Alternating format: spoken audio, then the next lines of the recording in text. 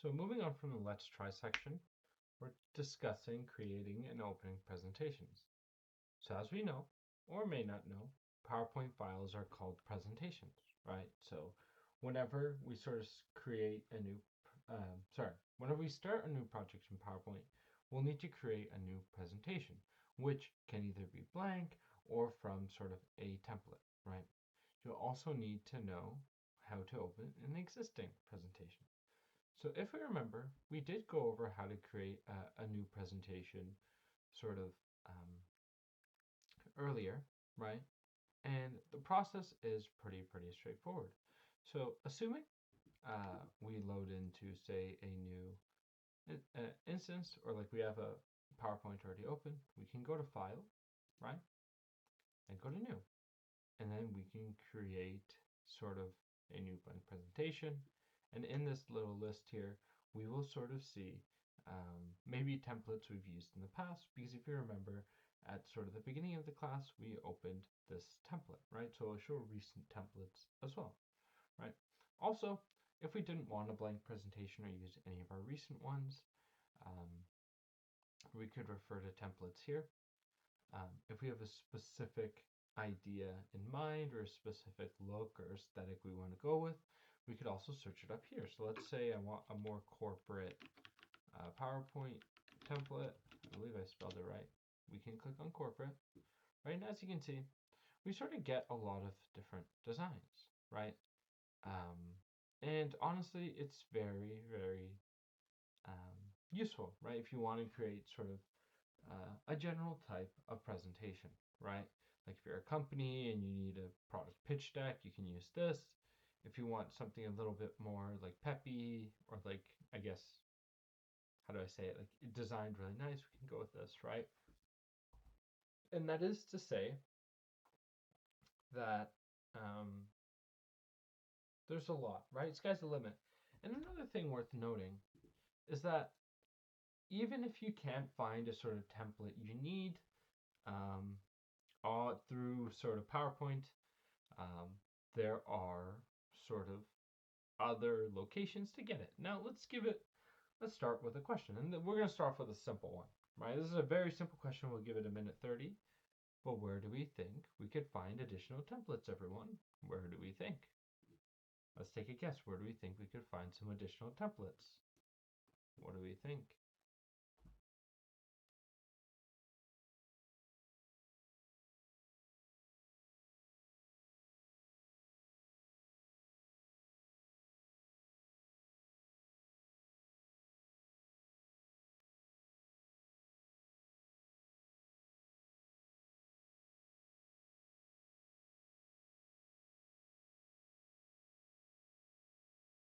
What do we think, everyone?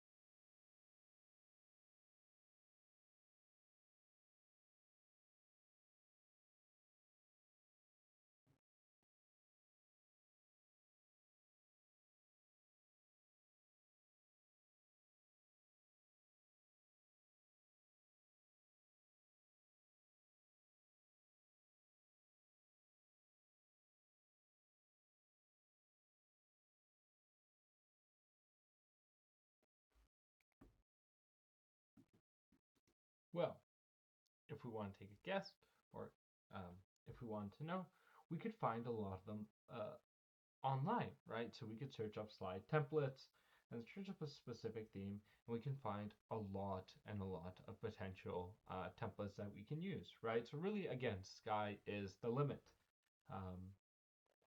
And yeah, so you can Google it online. I believe also Microsoft, like, there's more of them, right? They have more templates on their site, but typically what you could find on their site, you could also find here. But there are third-party services that offer slide templates that you can use. Some of them might be watermarked, but of course, it's worth mentioning the option just in case you need it, right? So let's go here. Let's open this up. We've created a new blank presentation, right? Pretty easy, pretty straightforward. Nothing really we haven't seen before, I'd say. And now we're talking about creating a presentation from a template. So as we mentioned, a template is a pre-designed presentation that we can use to create a new slideshow quickly, right? So templates often include custom formatting and designs, and they can save you a lot of time and effort when starting a new project, right? Because if we remember, I'd mentioned that, okay, like if we were to start with a blank presentation and sort of arrange and try to make a template ourselves, or try to have some sort of coherent styling, it would take a lot of time, right? Now, sure, we know it would take a lot of time, but why is this the case, right? So it's something that you should think about, I think, in PowerPoint, like design wise, because it is a very visual medium. Because a lot of it is you're not putting like essays and paragraphs of text. You want to make sure what you're putting is relatively concise and visually appealing, right? Because again, PowerPoint is something you're mainly just looking at, right? You're typically not reading too much. You want it to be sort of enticing and effective at conveying the point to your sort of, I guess, audience, right? Without making it too complex. Now, with all that mentioned, right, if we were to theoretically create our own slide, what sort of elements do you think we need to sort of account for ourselves? Like what sorts of things do we have to ensure to make sure that we have a good designed slide template, right? If we were to make one ourselves. This is a bigger question, but I want us to really think about it. And the only reason I say this is because, as I mentioned, um, sort of PowerPoint is a visual medium, right? And if you want to make effective PowerPoints, a big part of it is making them visually enticing, right? So understanding what sorts of things go into a template or a slideshow are very important. So this is a longer question. Let's give it 3 minutes. But what sorts of things do you think we have to account for in a PowerPoint, right? Um, and what do we need to include? What sort of elements? Of course, I have the answer and I'll provide it. But again, even if you don't get the answer, that's okay, as long as you try to actively think about it, right? And honestly, again, just put your best foot forward and sort of just thinking about it, right? Trying to get your mind to really think of these answers is all I'm really looking for because, of course, I provide the answer, right? So, yeah, we'll give it 2 to 3 minutes. Everyone, think about it. So, again, I'll restate the question. Um, what sorts of elements do we think make up the theme and the template? Or what sort of elements do we need to be sure to include or do well when we're creating our own template or slide design? What do we think, everyone? What do we think? What do we think?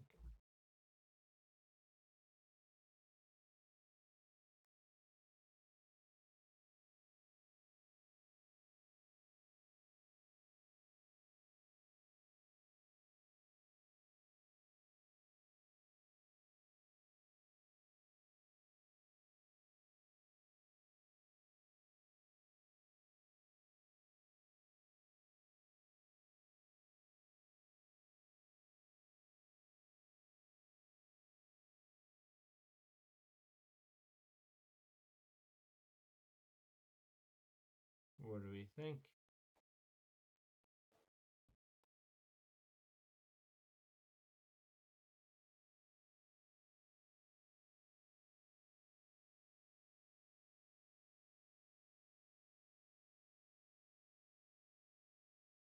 What do we think, everyone?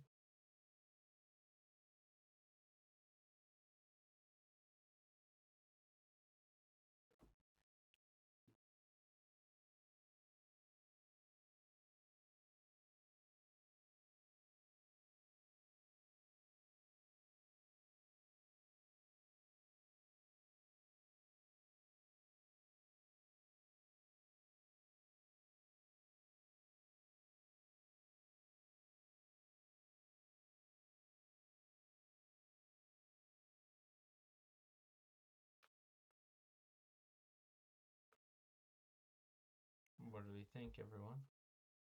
What do we think?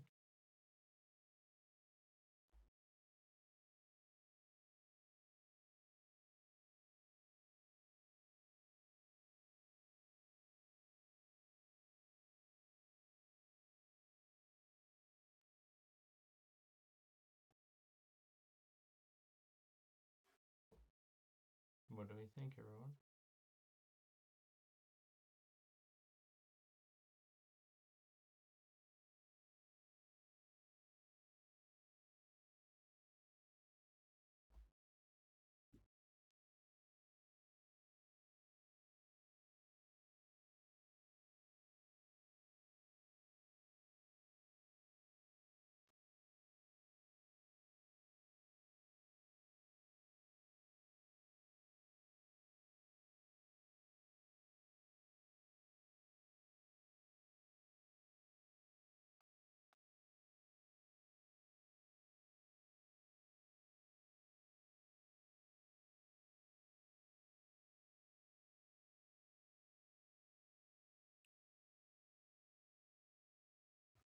All right, let's come back. So, a lot of things to mention here. So if we're creating our own template, right, or slide design in general, what do we want?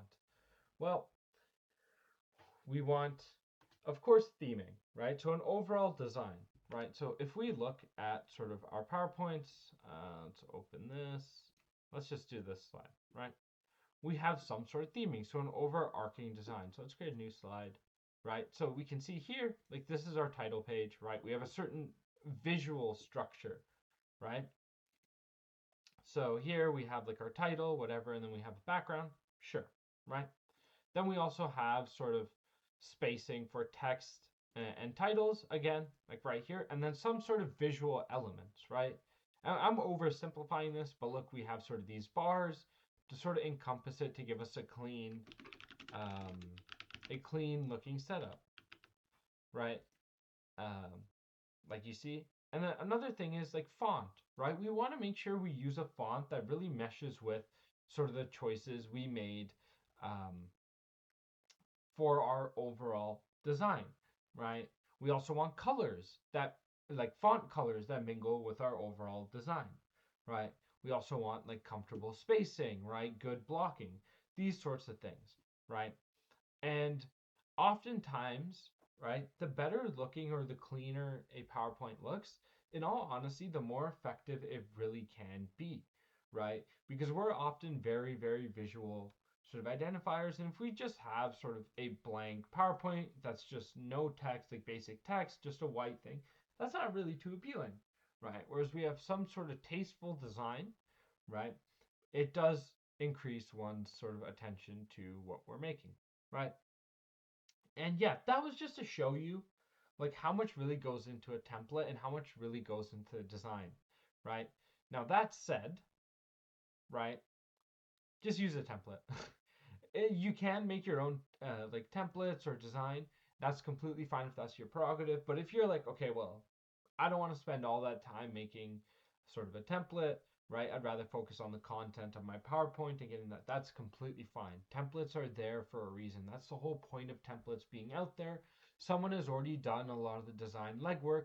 All you need to do is plug in your information, right? But the reason I discussed it is because I just want to emphasize how important visuals are in a PowerPoint, right? Because again, this isn't an essay, right? We're not writing mounds of text. Whatever we're placing on a slide ideally should be short and succinct and only say enough as we need, right? Nothing more, right?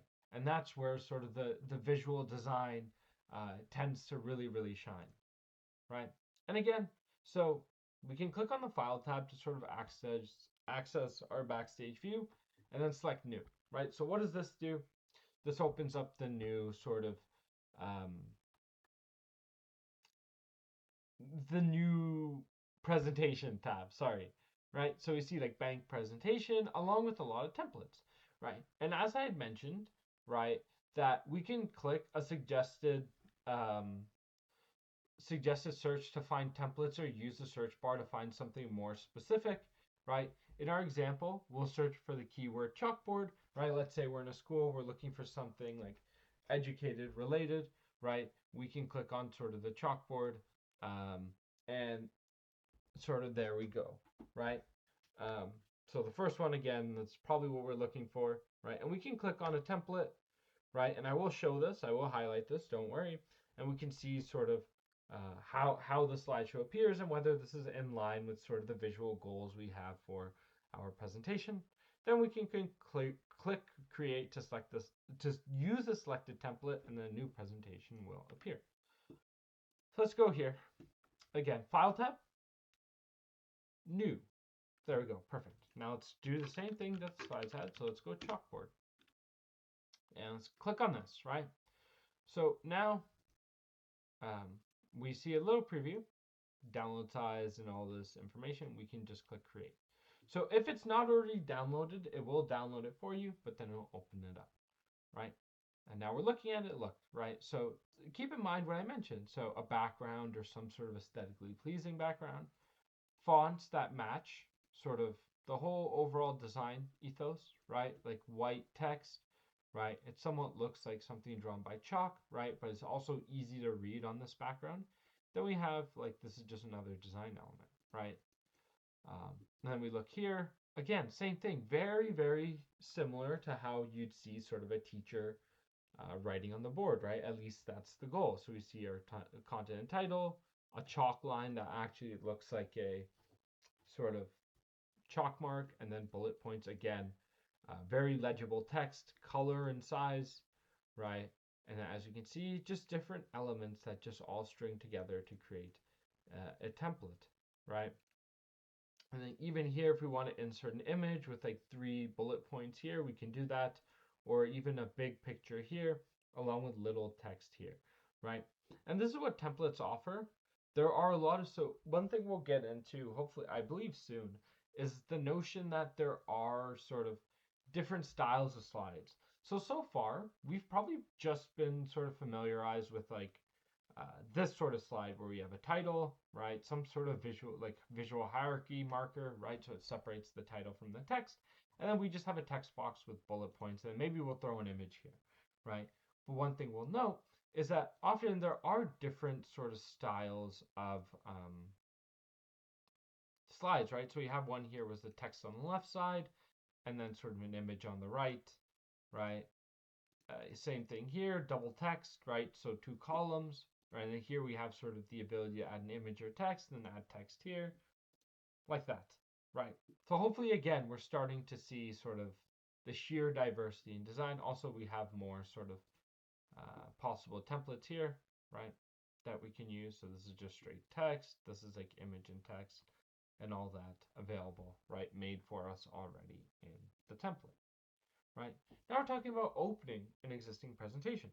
So let's say if we want to create a new presentation, if we've recently saved our file, we'll need to open it again, right? So how do we do this? Well, we go to the File tab to get to the Backstage view, and then click Open. Then on the Open tab, at the bottom, we see Browse, right? So as we know, or may not know, that's completely fine too. But if we're using a computer, typically the browse command lets us look through sort of the file system, right, of our computer. So as we see, clicking browse here opens up our file system, and basically we can navigate to anywhere on our computer. And then from our computer, we can simply select wherever. We can go to where our PowerPoint is stored, click on it, and then click open, then it'll open it for you, right? Okay, now, one thing to note is that we can also sort of pull up a presentation from OneDrive. Now, I guess the question is, how do I phrase this? Okay, sure. So for OneDrive, right? What do we think the purpose is to have sort of OneDrive connectivity for PowerPoint? Why why should we be able to save our PowerPoints to OneDrive, right? What's the point of OneDrive? So this is a really, really straightforward question, but I do want you to think about it again, because if we actively think about these things, it improves learning and retention, right? So we'll give this is a simpler question. We'll give it 2.5 minutes, right? But I really want you to think about it, right? And really try to come to an answer. But why do you think sort of Microsoft has provided us with the ability to save our presentations in OneDrive, everyone? What's the point? What sort of benefit does it provide to us as a user? What do we think, everyone?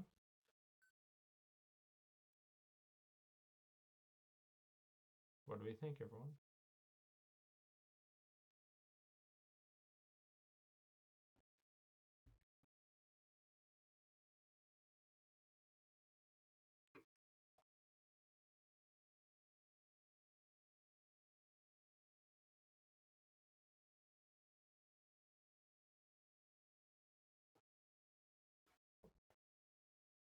What do we think, everyone?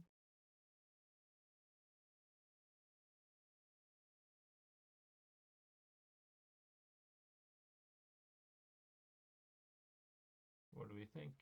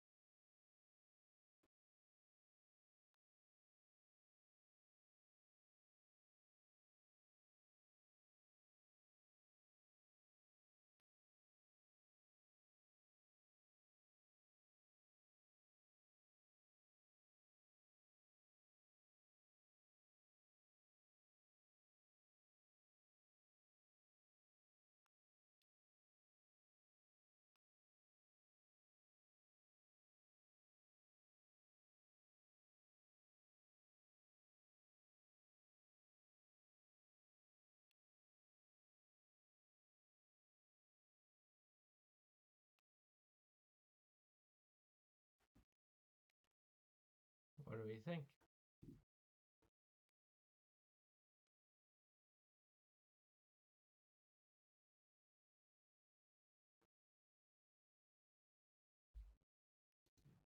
Okay, well, the answer is, well, it's pretty simple, right? It's to sort of give us the ability to save our sort of presentations in the cloud, right? Um, and sort of make sure our presentations are secure, right? Out of, I guess, convenience is the main reason, right? Because on our computer, a lot of things can happen. Files can corrupt. Well, not okay, I'm not saying that your files will corrupt regularly, but it's a hedge against the potential of files corrupting um, regularly, right? Another thing is um, you can access your presentations from anywhere, right? So if we save it to OneDrive, let's say I work at the office, right? I need to finish up a presentation over the weekend, right?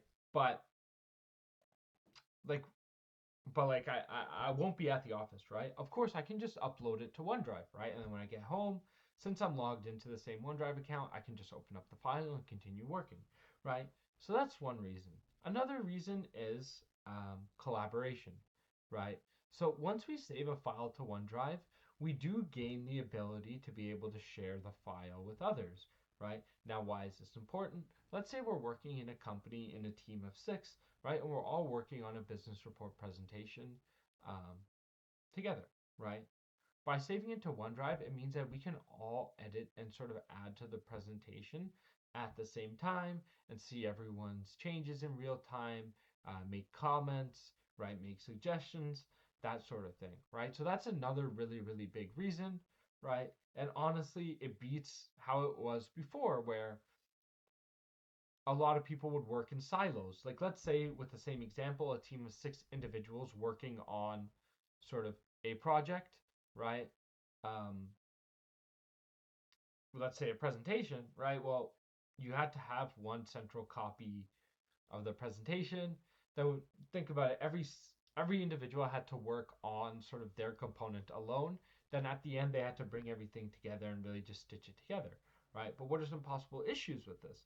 Well, some possible issues are really like, okay, like maybe one person does the part you were supposed to do, or one person, covers off another, right? Or one person doesn't really understand what their objective is, right? And spends a lot of time doing their part, but their part is incorrect, right? But whereas if we were working collaboratively through OneDrive, we could immediately see what direction we're heading in and then add a suggestion or comment or reach out to them to tell them, hey, I think you've misunderstood sort of the objective, right?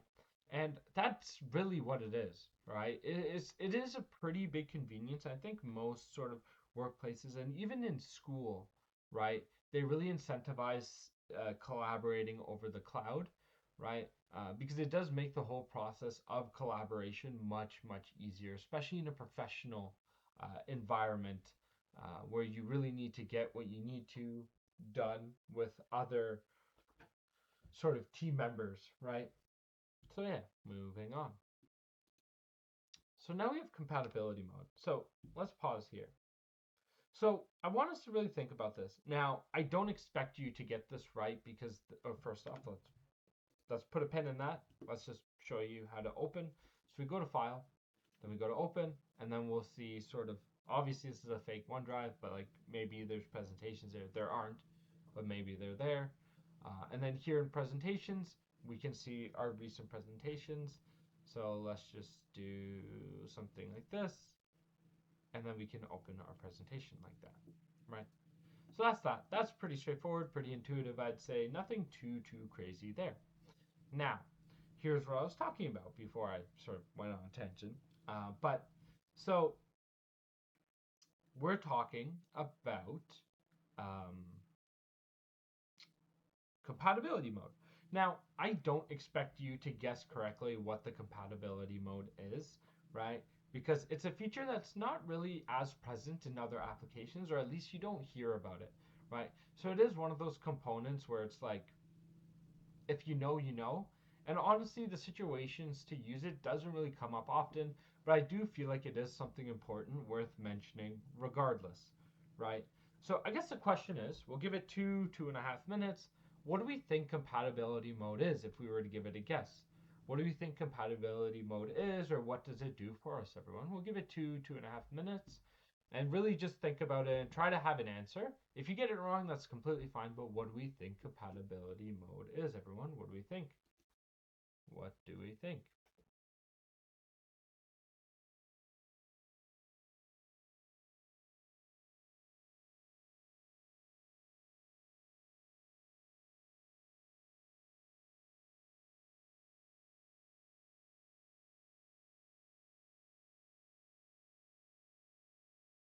What do we think?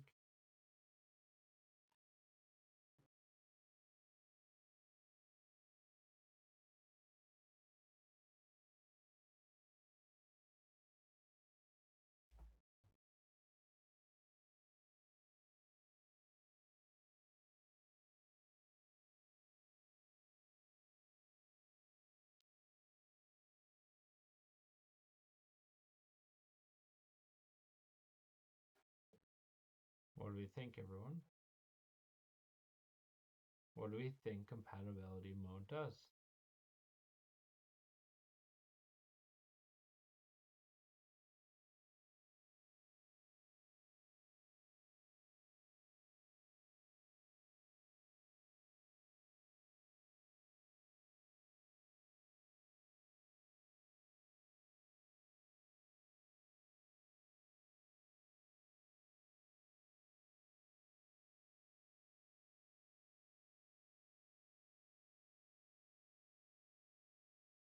What do we think, everyone?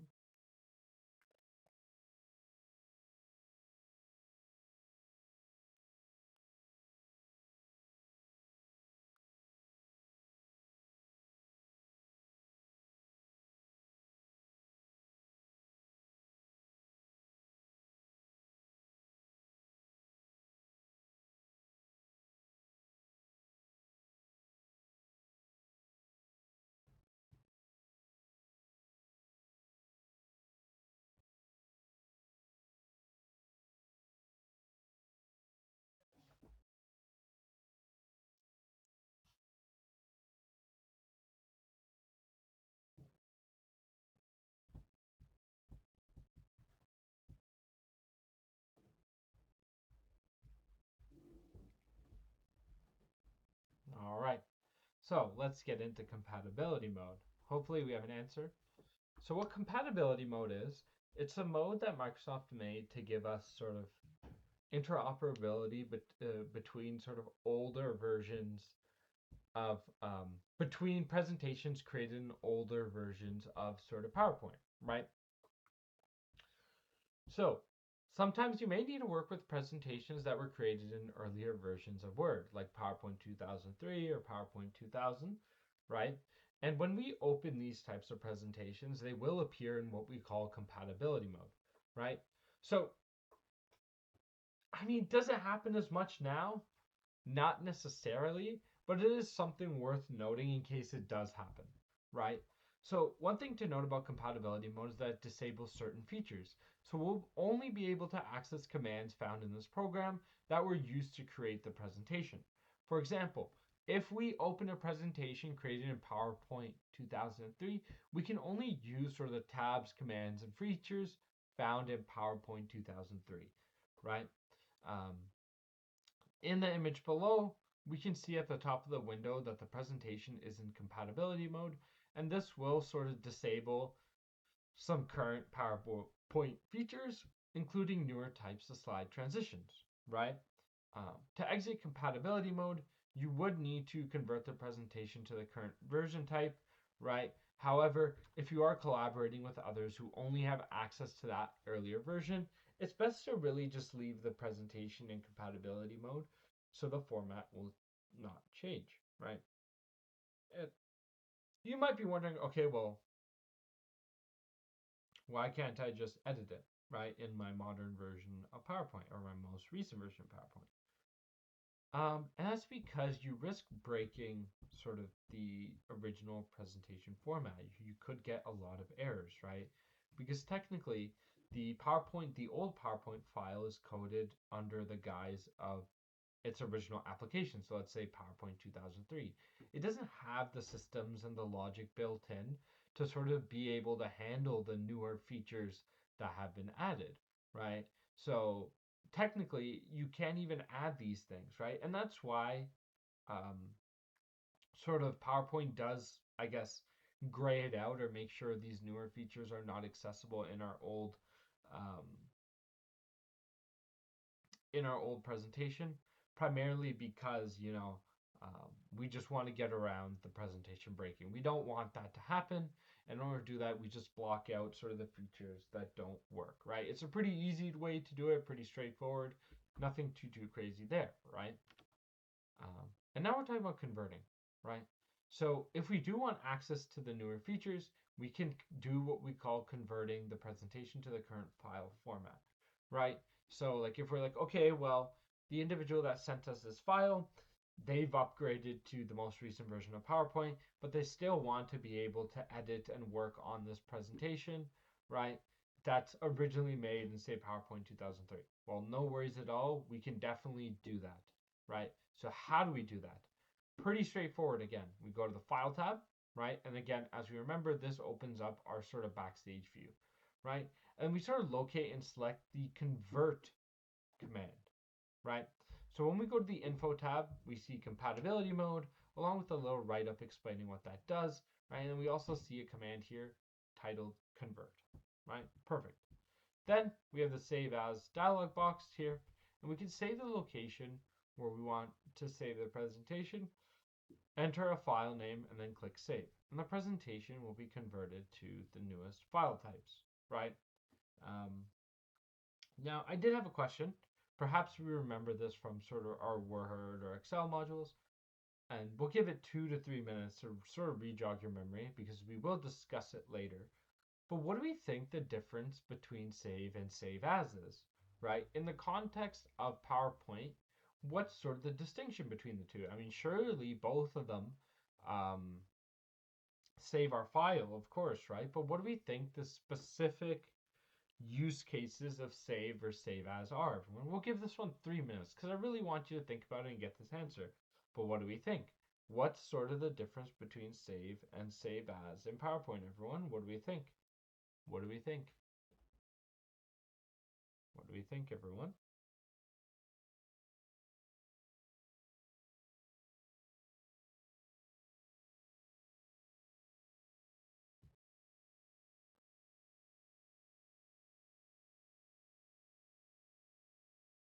What do we think, everyone?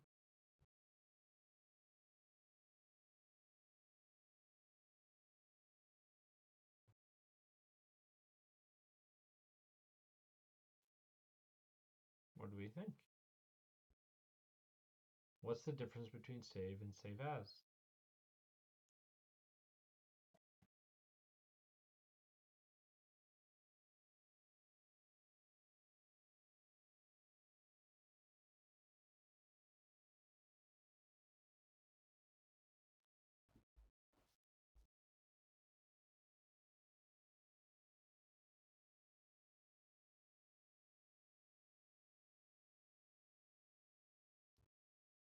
What do we think, everyone?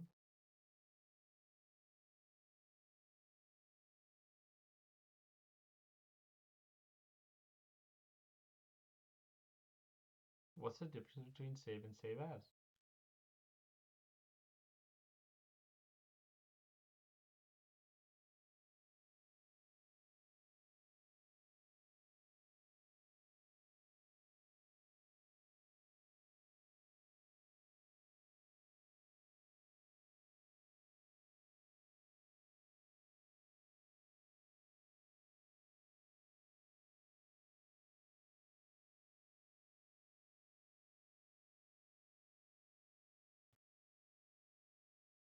What do we think?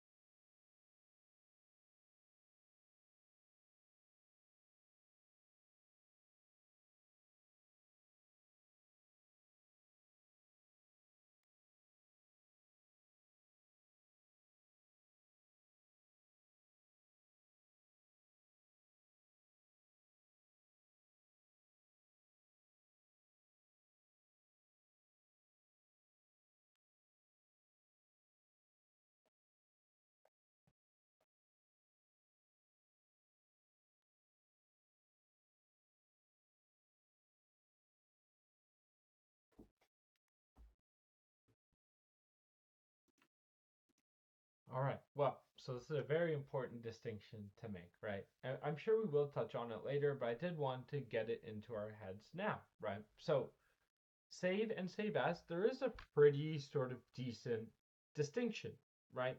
So let's start with save as. So what is save as? Save as essentially creates a new copy of the presentation, right? So what does that mean, right? So when we click save as, right, we often get the file browser open, right? So we can set a file name, then we can select a location on our computer for this file, and then we can click save, right? So one thing to remember, just remember, save as creates a copy of a presentation, right? Well, you might be wondering, well, if it creates a copy, right, then does save create sort of like the original copy? No. So there's a distinction. So when we save a file for the first time, we're technically using the save as command. Why? Because there is no current file to store the presentation. But when we click on save as and we sort of enter our file name, select our location, and click save, it will create a copy of our presentation, right? So we have a new copy, right? Um, Now, once we've already created a copy of our presentation, right? So let's say we've saved it into our location. From there, then we use the save button, right? And what the save command does is that it overwrites the current version of the file you're working on, right? So save as again creates a new copy of your presentation, and it's used to save a file for the first time, right? And then save overwrites new changes to an existing copy of a file, right? So that's the distinction. It might be a little bit confusing, but in all honesty, if you're working a presentation for the first time, right, and you save it, it's going to go to save as automatically. Then after that, anytime you click the save button, it'll just overwrite it. So don't worry too much about that, but that's sort of the distinction, right? And here we go, right? So I didn't even I forgot that the slide was here legitimately. So hopefully this provides a little bit of context, right? So whenever we create a new presentation in PowerPoint, we'll need to know how to save in order to access and edit it later. As with previous versions of PowerPoint, you can save files to your computer. If you prefer, you can also save files to the cloud using OneDrive. You can even export and share presentations directly from your PowerPoint, right? So again, we have two ways to save a file. We have the save option, then we have the save as option. And these options work in similar ways with a few important differences, right? So when we click save, when we create or edit a presentation, we'll use the save command to save our changes.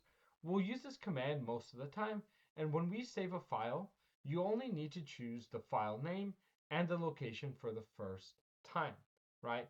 After that, you can just click on the save command to save it in the same name and location. The save as, you'll use this command to create a copy of a presentation while keeping the original. When you use save as, you'll need to choose a different name or location for the copied version. It's important, as always, to save your presentation whenever you start a new project or make changes to an existing one. Saving early and often can prevent your work from being lost, right? And you'll also need to pay close attention to where you save the presentation so it'll be easier to find later, right? Nothing's worse than like working hours and hours on sort of a presentation and then forgetting to save and it disappears, right? That feels terrible. Which nowadays, because of modern sort of advancements in which we get backup, we could automatically have new changes synced, right? Or even there is something we will touch on that allows us to recover, um, like unsaved progress, right? But again, the best sort of, I guess, form of protection against losing your data is just to save early and often. We'll also need to pay close attention to where we save the presentation so it'll be easier to find later, right? So we locate and access the save command on the quick access toolbar. Then if we are saving for the first time, as I mentioned, the save as view will open up in the backstage view, primarily because again, we need to create a new copy of our presentation because we haven't saved it before. Then we'll need to choose where to save the file and give it a file name. We can click Browse to select the location on our computer. We can also click on the OneDrive to save the file to your OneDrive. And also the Save As dialog box will appear. We select the location where we want to save the presentation, right? Then we also enter a file name for the presentation, then click Save. And the presentation will be saved, and we can click the Save command again, just to save our changes as we modify our presentation, right? So again, let's just take a look. File, we can go Save As, choose a location, click Save, or additionally just overwrite a version just by clicking Save here, right? So switching back, right? If we want to save a different version of a presentation while keeping the original, we can do what we call a copy. For example, if you have a file named Client Presentation, you can save it as Client Presentation 2, so we'll be able to edit the new file and still refer back to the original version, right? And to do this, we'll click the Save As command in the backstage view, just like when saving a file for the first time. Obviously, you need to choose where to save the file and give it a new file name. Another thing we're talking about is default save location and being able to change it. So if we don't want to use OneDrive, we may be frustrated that OneDrive is selected as the default location when saving. And if we find this inconvenient, we can always change the default save location so the PC is selected by default. In order to do this, we open the File tab, then we go to Options, and then the PowerPoint Options dialog box will appear here. Then we can go to Save, and save to computer by default and click OK. Then the default save location will be changed. So let's take a look at that. So again, we go here to our backstage view, go on options, then we go to save. And then right here it's already selected, but save to computer by default. Another thing I forgot to mention was converting, I believe. Sorry. We don't have compatibility mode on, so we can't see it, but we could go to info and sort of change the compatibility from like if we're in compatibility mode, but since we're not, it's not there. But that's something I did neglect to mention, or I forgot to mention. Now we're talking about auto recover. Now everyone, another question for us. What do we think the purpose of the auto recovery feature is? And it might be a little bit obvious based on the name, but what do we think the auto recovery feature is, and how do we think it works, everyone? So let's give it 2 to 2.5 minutes to really think about that. And again, I want you to really think about this. And the reason why I ask this many questions, I even do this in class, is because I find that by forcing students to actively think, their retention and sort of ability to learn increases, right? And it also saves you from tuning out a little bit. I get it, if you're watching like a teacher or professor sort of yap on, right? It can be a little bit distracting and a little bit annoying, right? But I sort of do this to keep you in the game and sort of give you a little break as well, right? Just to think, right? And sort of, you don't have to hear my voice for a span of 2 minutes until I start talking for another 30, right? But what do we think the auto recover feature is and how does it work, everyone? We'll give it 2.5 minutes. Now, again, I want you to think about it. You don't need to have the right answer. If you don't, that's completely fine. That's not an issue. What matters here is that you're actively thinking about it and trying to come to some sort of solution, everyone. But again, what do we think the auto recover function is and how do we think it works, everyone? What do we think? What do we think?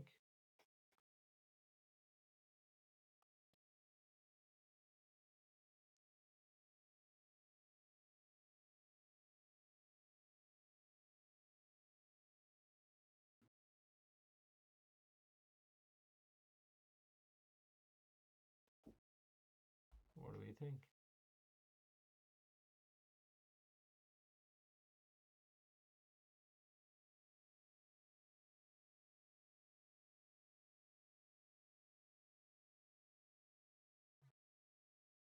What do we think, everyone? What do we think?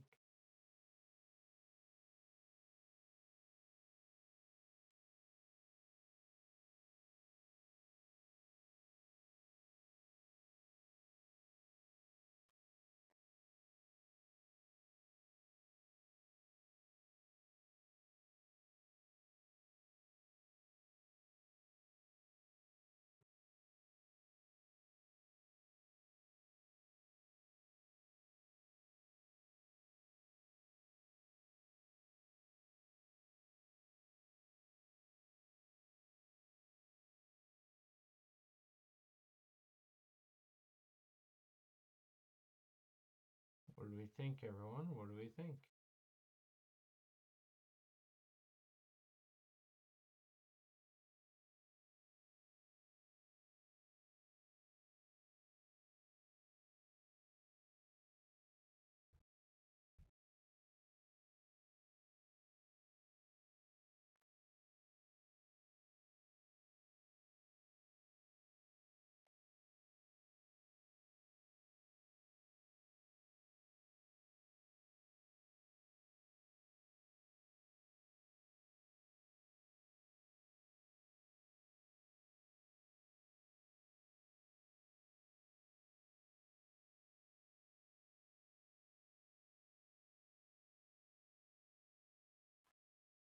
What do we think, everyone? What do we think the auto recover feature is and how do we think it works?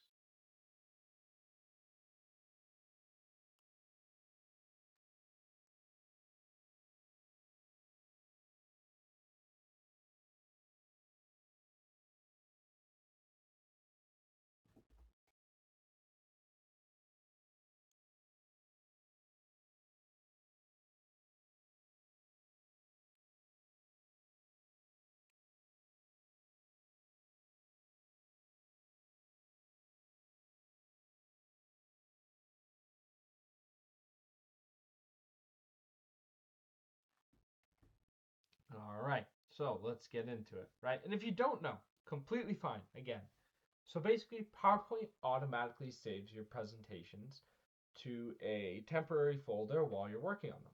If you forget to save your changes or if PowerPoint does end up crashing, you can restore the file sort of using auto recover, right?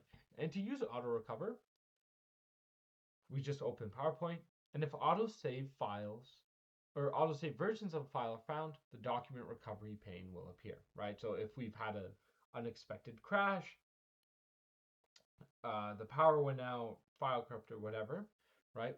Once we open PowerPoint again, we'll see this document recovery pane right here, right? And it'll have a list of available files along with the last time they sort of had and it updated. So they can click on it, right? And then sort of the presentation will be recovered. And if we don't see the file we need, we can browse all the autosave files from the backstage view. So if we go to the File tab, click Manage Presentations, then choose Recover Unsaved Presentations, right? We are sort of able, we are really just able to browse recent unsaved files, right? and sort of see what we need, right? So let's go here, and then go File, Info, and then we can see like version history. Then obviously if we have it turned on, we'll get that pop up, and then we can sort of save. Moving on. Now we're discussing exporting presentations. So by default, PowerPoint presentations are saved in the .powerpoint.txt file type. However, there may be times when you need to use another file type, such as PDF or PowerPoint 97 to 2003, right? And it is easy to export your presentation from PowerPoint to a variety of file types. So we have PDF. Well, this saves the presentation as a PDF document instead of a PowerPoint file. As we know with the PDF, it's not editable. It's a fairly standard file type, right? Then we have video. Well, this saves the presentation as a video. Pretty straightforward. We have a package for CD. So this saves the presentation in a folder along with the Microsoft PowerPoint Viewer, a special slideshow player anyone can download, right? Then we have handouts. So again, this is just a handout version of your slides. Then we have other file types, right, including PNG and PowerPoint 97 to 2003. Honestly, just depending on what your sort of needs are in a presentation. Now, to export a presentation, right, let's say we want to save it as sort of a PowerPoint 97 to 2003 file. We click the File tab to access the Backstage view, click Export, then choose the desired option. In our example, we'll select Change File Type, right? Then the Save As dialog box will appear. We select the location where we want to export the presentation, type a file name, and click Save, right? So let's go here, export, and now we have like create PDF XPS document, create a video, we can make it a GIF, package presentation for CD, handouts, right? And we can also change file type, right? So as we mentioned, 97 and 2003, we just click Save As. It opens a Save As field, right? And we can just click Save, and there we go, right? It's changed to that file type, which is pretty huge, right? Especially since like sometimes we may not want a PowerPoint file, right? Let's say we're working in sort of environment where we don't have PowerPoint or we don't want to use it. We'd rather just have a sort of presentation in a document form for our records. We could also export it to PDF and that sort of thing, right? Easy to understand. Now, again, we mentioned the notion of sort of collaboration in OneDrive, but we never really discussed how sharing works in PowerPoint, right? And honestly, sharing and collaborating over the cloud is sort of um, has been a big part of sort of the, I guess, workplace and even in school environments for working together with other individuals, right? So PowerPoint does make it easy for us to share and collaborate on presentations using OneDrive. In the past, if we want to share a file with someone, we could send it as an email attachment. And while convenient, the system also creates multiple versions of the same file, which can be difficult to organize. When we share a presentation from PowerPoint, however, we're actually giving others access to the same file. This lets you sort of edit the same presentation without having to keep track of multiple versions. To share a presentation, we click the File tab to access the Backstage view, then click Share. PowerPoint will then return to the normal view and open the Share panel on the right side of the window, and from here we can invite people to share our document. We can also see a list of who has access to the document and set whether they edit or only view the document. So we can set permissions as well as another layer, right? One thing you need to know, you need to be linked to OneDrive to be able to share and collaborate, right?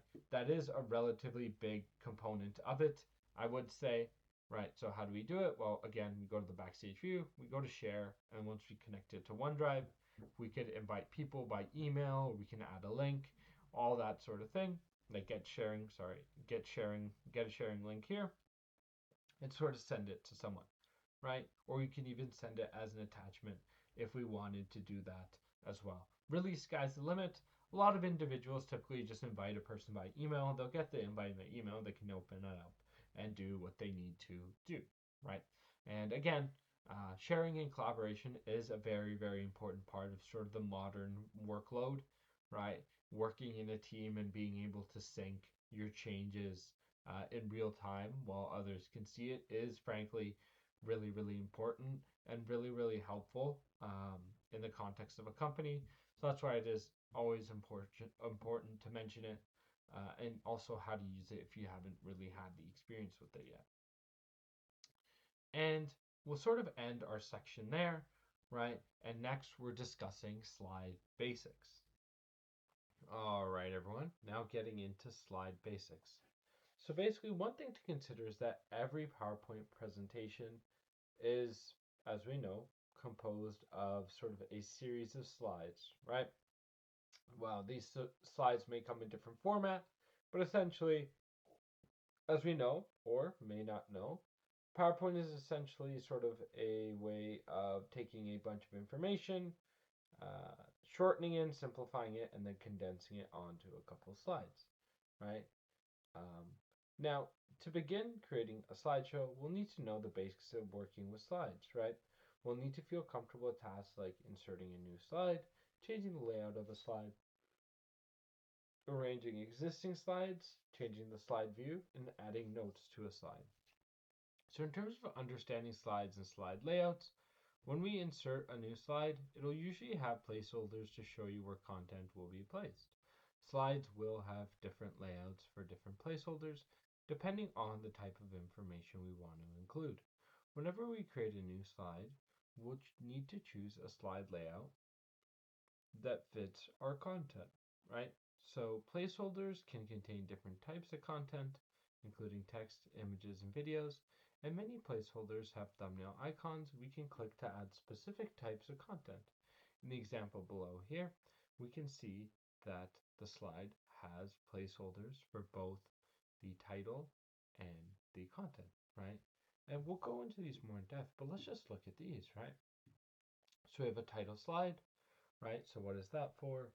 Well, if we think about it, what would the title slide be for? Well, it'd be for sort of the front page of the title slide, of course, as the name implies, right? So in this bigger little rectangle here, hopefully you can see my cursor. Yeah, you can. This is where we'd put our slide, or title, sorry, right? And then here we'd put like our name, maybe whatever we're doing that presentation for, that sort of thing, right? Now here, what is it? Title and a content. So this is just for, say, a regular slide. To an extent, we could say this slide follows the title and content, where it's like slide basics, right? And then we have sort of text, right? Obviously, I've added these images, right? But let's just try to keep it a little bit simple, right? Then we have section header. So again, it's similar to a title slide, just moved down a little bit.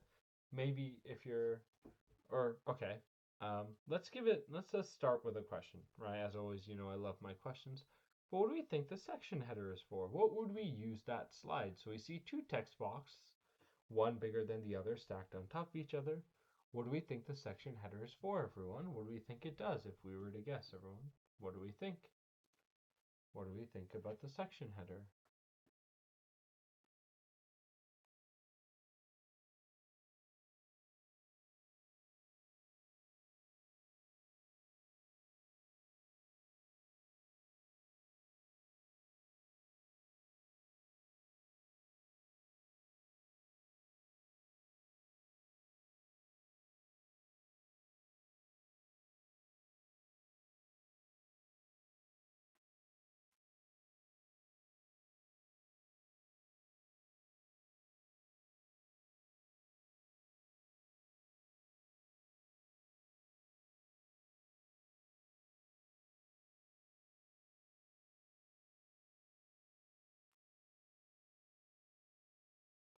What do we think, everyone?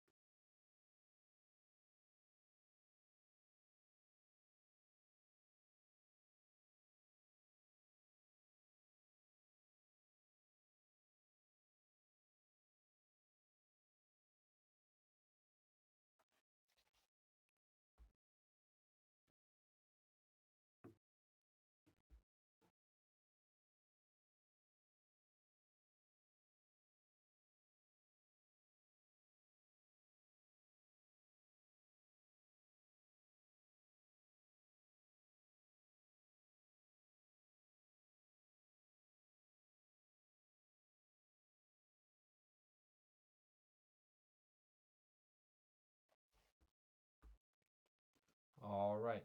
So coming back, if we're talking about section header, what's it for? So let's say we're working on a slideshow that covers different chapters or quote unquote sections, right? So we need to create some sort of distinction in between our slides, between one sort of section and another, right? That's what we can sort of use the section header for, right? So obviously the title, that's the start of presentation, but let's say we move from one section to another. That's what we would use the section header for, right? To create that distinction. Let's do an example. Sorry. Let's go back here, right? So say this is the sharing presentations. This was the first section, right? And then we go to slide basics. So theoretically, I could put a section header in between these two slides just to, and say slide basics section, right? In which we're going over the basics of sort of a slide, right? And breaking that down.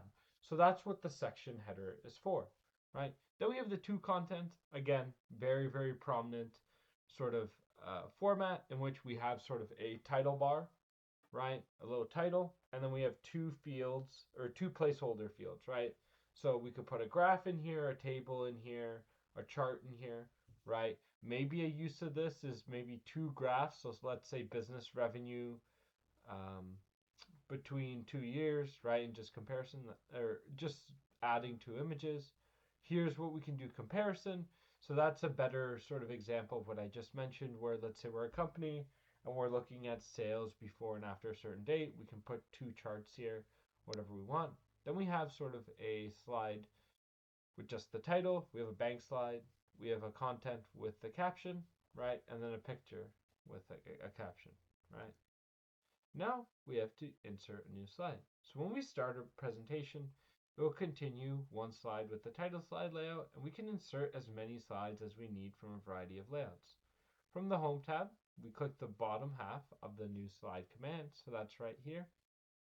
And then we'll get all our new slides, right? We basically need to choose a slide layout from sort of the menu that appears. So again, title slide, title and content, section header, to content, comparison, title only, blank, content with caption, and picture with caption, right?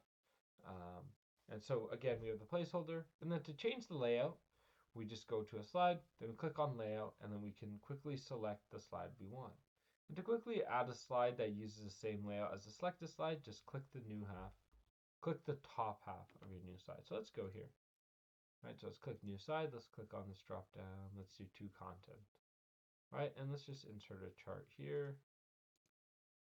Right, obviously, if we remember from I believe word, we can sort of tweak it and change it.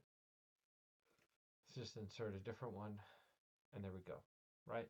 And that's how we create a new slide. So we could just create a new one of the same format. So like, you see, right? Alternatively, let's create a new slide in the section header format, right? So just to show you an example, so section 2, right? Understanding section headers, right? So again, this was discussing, this is what sort of a section header would look like, right? Then as we mentioned, we could change the layout to title only, right? And how do we change the layout? We click on layout of the selected slide, we can change it. Then again, just to reiterate, if we sort of just click the top end in new slide, it will sort of repeat the same format as we can see here, right? So that's sort of the basics there. Now, moving on. Now we're talking about organizing slides. So PowerPoint presentations can contain as many slides as you need, and sort of the slide navigation pane on the left side of the screen makes it easy to organize our slides. From there, we can sort of duplicate, rearrange, and delete slides in our presentation. So working with slides, if we want to copy and paste a slide quickly, we can duplicate it. To duplicate slides, we select the slide we want to duplicate, right-click the mouse, and choose Duplicate Slide from the menu that appears.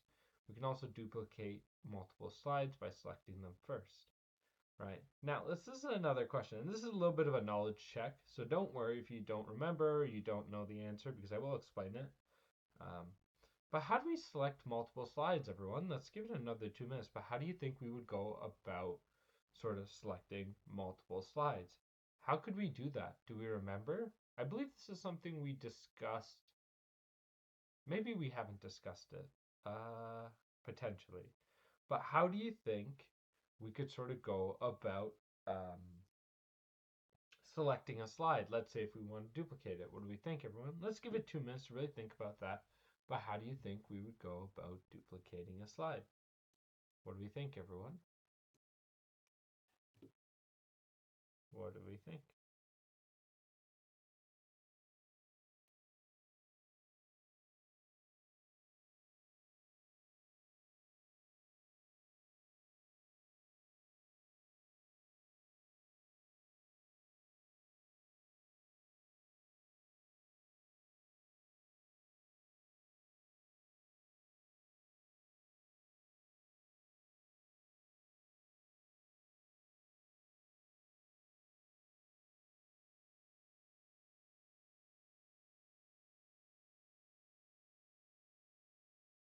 What do we think? What do we think, everyone?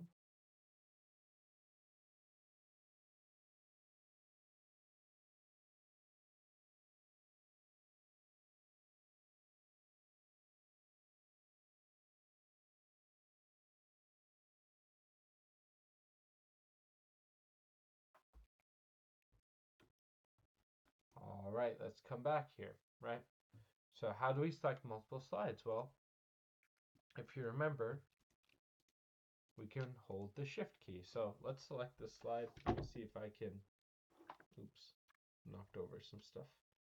But you see this, hopefully. This is the shift key.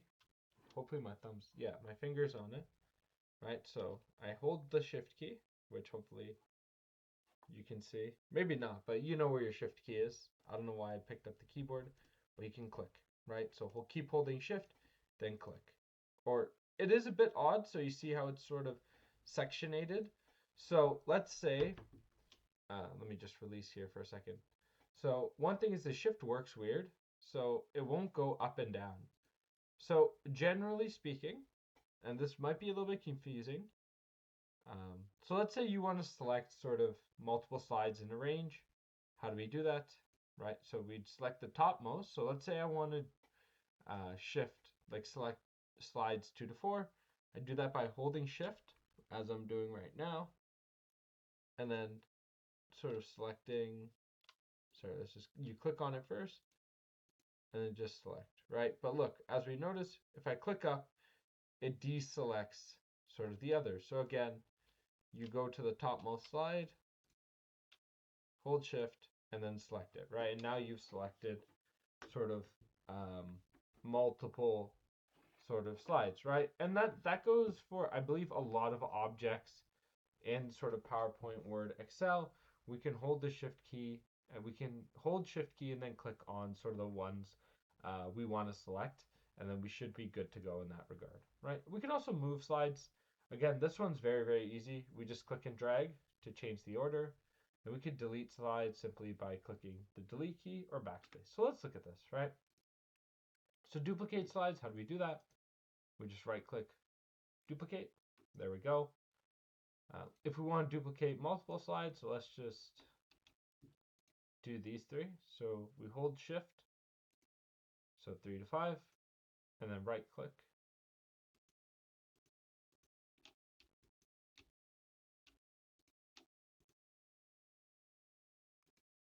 And you see, you duplicate all 3. And then again, we can move it up and down. Right, we can move this here, right? And if we want to delete, press backspace, backspace, backspace, or we could right click and click delete slide, right? So hopefully that makes sense in and of itself. Nothing too complex actually, but it's good to know. Now we're talking copy and pasting. So let's just say there are many sort of applications or reasons why you might want to sort of copy and paste your slide, right? Because maybe you don't want to remake that slide. You like the template, the text, whatever. And then what we can do is we select the slide we want to copy in the slide navigation pane, then click the copy command on the home tab, or we can also press Control C on our keyboard. Then in the slide navigation pane, we can click below a slide or between two slides to choose a paste location, and we'll see this horizontal line here. And then we can just click paste or Control V, right? And that will sort of copy paste the slide, right? So let's just go here. We can click the copy here, or we can press Control C. So I'll press Control C. I'll also press copy. Then if we want to insert between two slides, we can simply click in between the two slides you want it to be. So let's say I want it in between 3 and 4. I can just click like that. Alternatively, I believe I can click on this, and it'll go below. So if we want to insert it below, we just click on the slide we want the new one below, and then just paste. Right, and as you can see, this slide that we copied is pasted below 3. Right, so that's also pretty straightforward, hopefully, right? Now we're customizing slide layouts. So we might find that sometimes, because we're working with general placeholders, perhaps we're like, okay, you know what, this may not fit my needs, right? For example, a layout might have too many or too few placeholders, and we may also want to change how placeholders are arranged on the side. Thankfully, PowerPoint makes it easy to adjust slide layouts as needed. So in terms of adjusting placeholders, to select a placeholder, hover the mouse over the edge of the placeholder and click. And you may need to click the text in the placeholder first to see a border, right? Then what we'll see is that we'll have a selected placeholder, and we can distinguish it by having sort of solid lines, right? Instead of a dotted line, and sort of like dots, right? And then to move a placeholder, we can just click here till we have those 4 arrows and click and drag it. To resize a placeholder, select the placeholder you want to resize, and then just click and drag it, right? And we'll show you, right? And then to delete a placeholder, we can press delete or backspace. So let's go here. Let's create a new sort of template. So let's do something in the section header, right? So as we can see, let's say we want to change the dimensions or anything, we can click on it, right? And now if we click on sort of a placeholder, we'll see these dotted lines, right, in a circle. So if we want to move it, we could click and drag, right? And you see how it moves. Okay, let's say we want to make it bigger.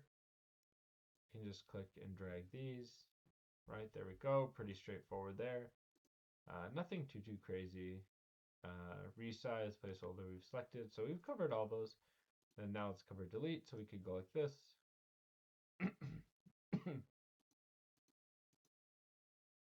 And we could just click backspace, right? And then here, again, backspace. And ta-da, that's how you sort of manipulate slides, right? Now we're talking about adding a text box, right? So as I mentioned, right, Word is extremely good for conveying a lot of information, right? Well, how do we convey information more often than not in a PowerPoint? Well, images are one, but then another prominent sort of way of doing so is sort of a text box, right? Oops. So text can be inserted in both placeholders and text boxes. Inserting text boxes allows us to add to the slide layout.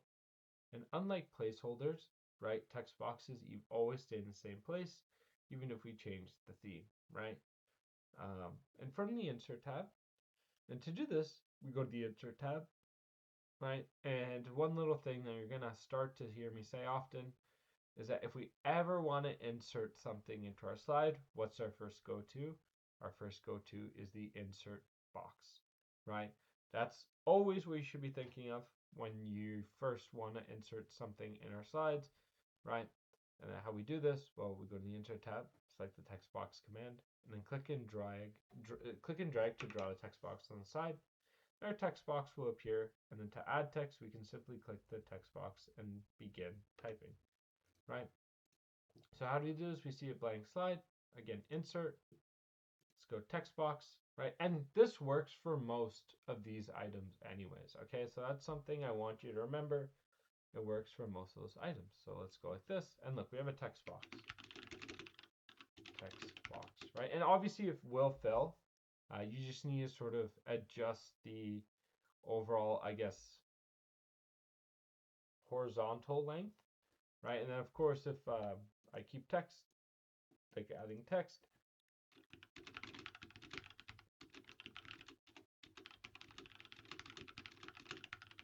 so as you can see, it does scale, but pretty straightforward, I'd say, to create a text box. But it is useful. There are times, like let's just say here's one use.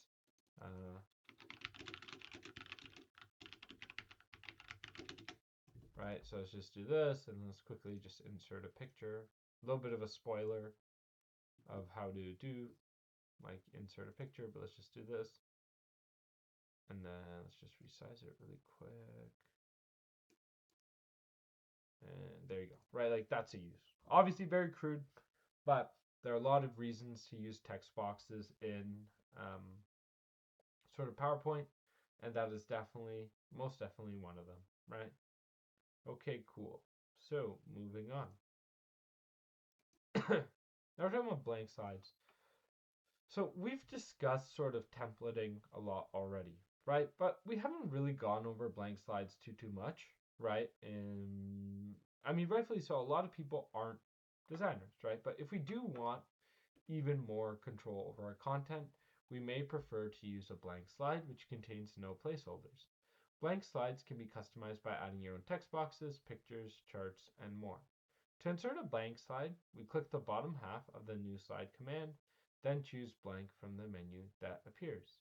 And while blank slides do offer a lot of flexibility, again, you do want to keep in mind that you won't be able to take advantage of pre-designed layouts included in each theme, right? Because you are just making your own sort of blank slide, right? And the whole point of a blank slide is for it to be blank, right? And you have to sort of make those changes to get it to look the way you'd like. And once we've arranged our slides, you may want to play your presentation. And this is how you present it, right? So in our quick access toolbar, if you remember what that is, we have sort of this presentation button, and this means start from beginning, right? The presentation will appear in full screen mode, and then we can advance to the next slide again by clicking your mouse or by pressing the space bar on our keyboard. We can also use the keyboard or the arrow keys on our keyboard to move forward and backward through our presentation, and we can press the escape key to exit the presentation mode, and we can also press the F5 key at the top of your keyboard to start a presentation. Okay, so one little bit of trivia. Not trivia, it's just a question. But so we mentioned that we can use arrow keys on our keyboard, like clicking our mouse, or even pressing the spacebar to advance our slides. So what do we think are some other ways of sort of advancing our slideshow? I'm thinking of two main ones, right, that I will mention. But do we think there are other ways of sort of controlling our slideshow, right? And sort of, if yes, how? How do we think? What are sort of the potential, I guess, ways to advance to the next slide in our slideshow besides clicking our mouse, pressing a space bar, or using arrow keys? Again, this is a smaller question, but we will sort of give it 2 minutes. You can think of it, any answer is correct, but I do have two in my head that I'm going to mention. So if you have anything different, definitely let me know. But again, we'll give it 2 minutes. And again, the question is, what do we think are some other ways to sort of advance slides besides clicking our mouse, pressing the space bar, and using our arrow key, everyone? What do we think? What do we think, everyone? What do we think?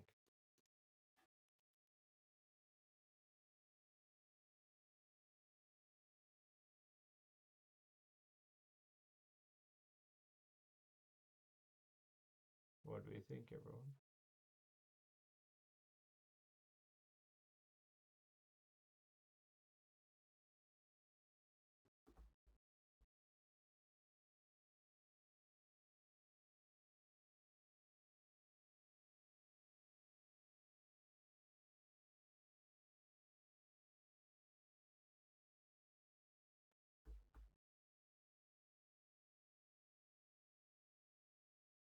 What do we think, everyone?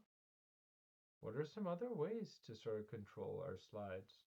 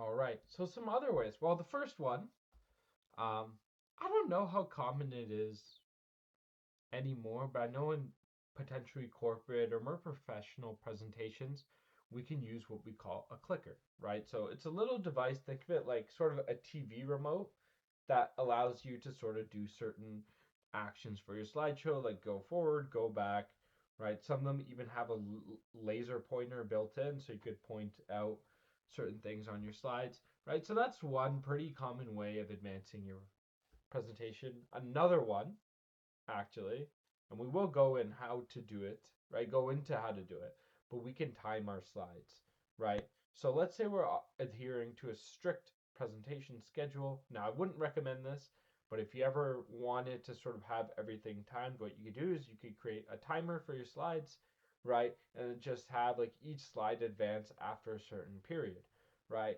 So this is a relatively uncommon method of doing it because a lot of individuals, when they present, if they are comfortable with presenting, it'll have sort of an improv, I guess, esque feel, right? Where they're sort of like taking their time and they let one thought lead to another, right? However, if you are a more individual that's more stringent or are on a time limit and you really just want to limit the time you spend on your slides, you for each slide or for every slide, you could sort of add a timer that after this long, we just automatically go to the next slide, right? And that's sort of a teaser. We will touch on this, I believe, later on, right? But that is something I did want to mention.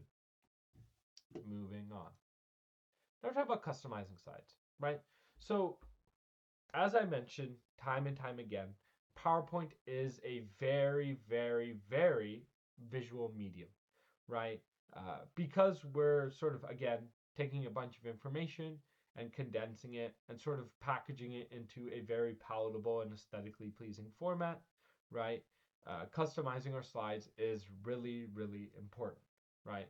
So by default, all slides in PowerPoint 2013 are going to use a 16:9 or a widescreen uh, ratio, right? Aspect ratio.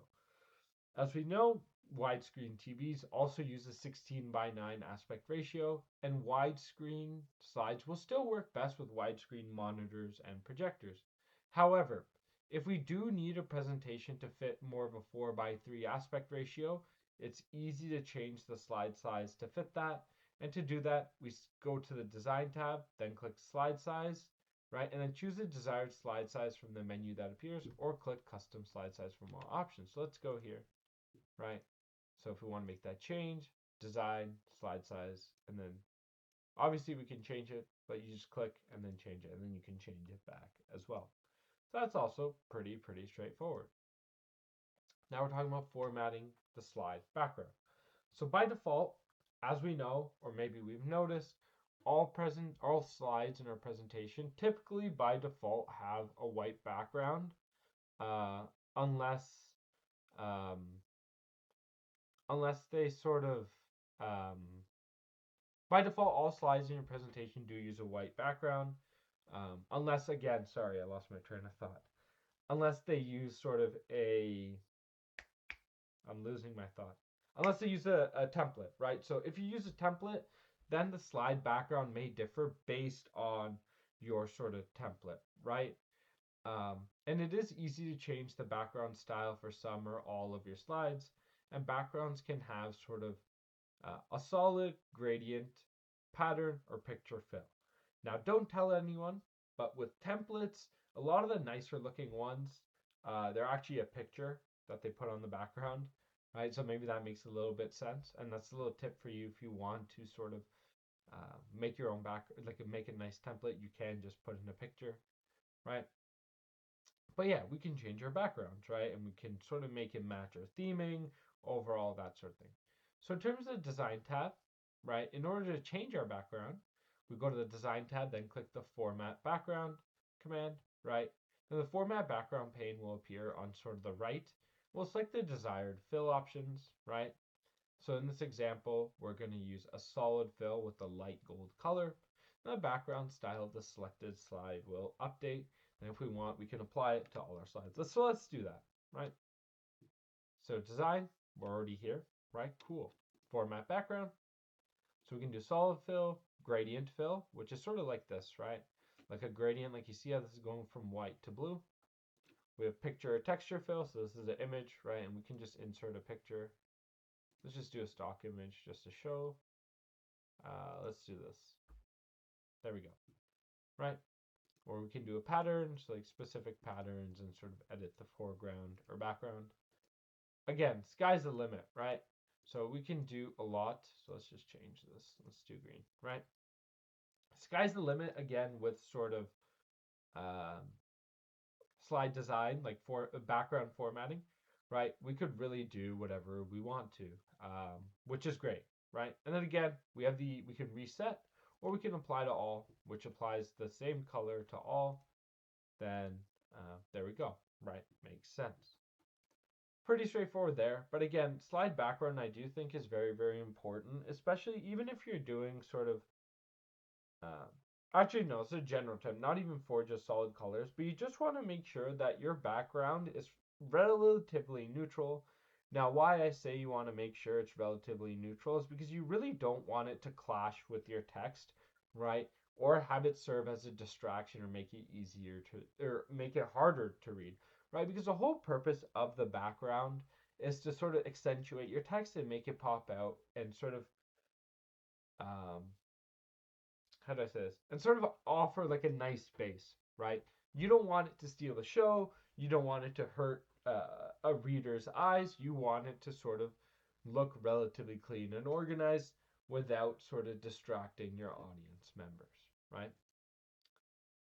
Now, we talked about formatting the background, right? Cool. Now we can apply themes. So if we feel like, okay, like, I don't want sort of a background, I want a theme, right? We can do that. So a theme is sort of a predefined combination of colors, fonts, and effects that can quickly change the look and feel of our entire slideshow. Different themes also use different slide layouts, which can change the arrangement of our existing placeholders, right? So in order to change the theme, we select the Design tab on the ribbon, then click the More drop-down arrow to select all the available themes, and we select the theme we'd like, right? Again, we can browse for themes, and then we will have a lot come up, right? And that theme will be applied to our entire presentation. Then we can try applying a few themes to our presentation, and some themes will work better than others. Again, it's just a matter of choosing what works best for your use case, right? As we've discussed. But let's just go here. So let's go to theme, right? If we click on it, we'll see it changes, right? It changes design, whatever. Even as we can see, there are subtle changes in font and sort of things, right? So that's theming. It's really, really cool, actually. It's very, very helpful. A lot of individuals may not even use a template. They may just use these themes to sort of take it away, right? And do their presentations. Alternatively, we can go for browse for themes if we have it sort of downloaded on our computer, right? But we don't, right? But you can download themes as well to help you out there, right? Themes are very, very important, I think, for a lot of individuals. Again, you could always just use a template. It is completely up to you. One thing I will say with themes is that it offers more, like, I guess, minimalist designs typically. So if that's your thing or that's the sort of message you want to send um, with your presentations, definitely try out theming, right? That's probably the best way to do it. Now we're on our let's try section. So let's take a crack. All right. So now let's welcome back everyone. Now we're let me just check if this is recording. And it is. Okay. So let's do our sort of let's try section, right? So again, this is sort of the opportunity where we take sort of the skills we had learned over sort of the little section, right, and really begin to apply them, right? And what we'll notice is that we do have a slide sort of preset slides in front of us, and that's because the slide was created for the purpose of this let's try section, right? So if you don't remember what the format is, again, sort of I have a list of sort of questions or sort of tasks we want to complete on this set of slides, and we sort of go through, think about it, um, and then change them, right? So it's a pretty straightforward but relatively, I guess, important process.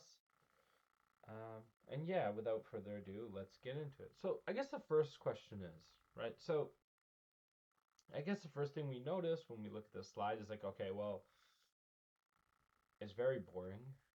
Like if we just look through everything here, right? It's very plain, right? No, nothing really going on, right? Very not aesthetically pleasing to look at, and we want to change that. So one potential way we can change that is to sort of change the overall theme of our presentation.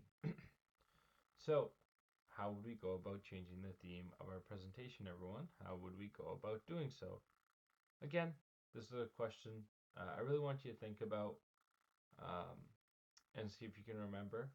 It is an easier question in terms of changing the theme, but how would we go about changing theme, everyone? Let's give it 2 minutes to really think about it. How would we go about changing the theme? How would we do that, everyone? How could we do that? What do we think?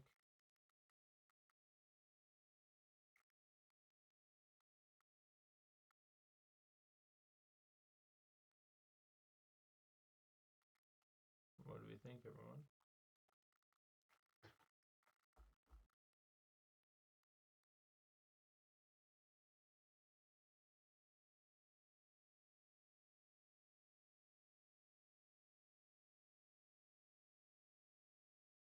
What do we think, everyone? How would we go about changing the theme?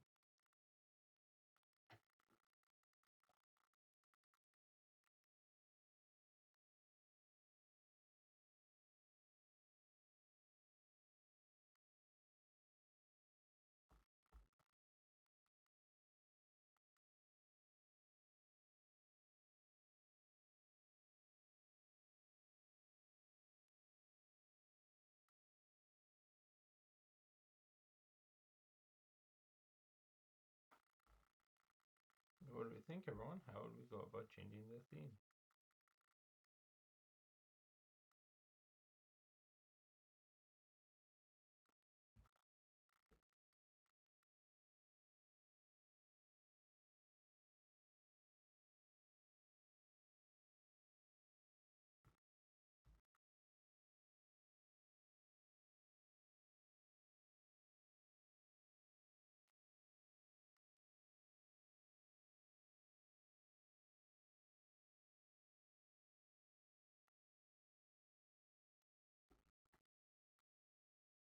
All right.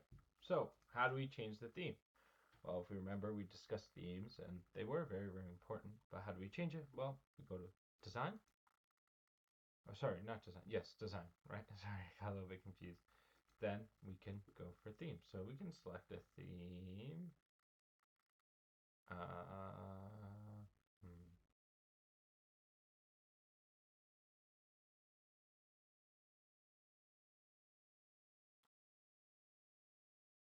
Theoretically, you could do anything. I'm just looking through. Da, da, da. There's a specific one. let's just do something simple. Let's just keep it like this, right? And now, as you can see, the theme has been sort of applied to every single slide. We also have variants, so if you want to change the color and the overall theming, and you can also sort of change like palettes, like color palettes, right? You can change fonts, you can also change effects and background styles, right? And yeah, so that's how we do the theme. Now, this is a simpler question, so we'll give this one a minute and a half, but how do we go about deleting a slide? So this is an empty slide here. We want to go about deleting it, slide 7. How would we go about doing so, everyone? How would we go about doing so? We'll give it a minute and a half, and then we can proceed. But how would we go about deleting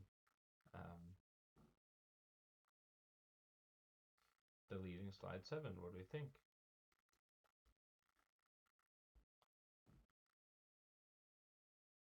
What do we think, everyone?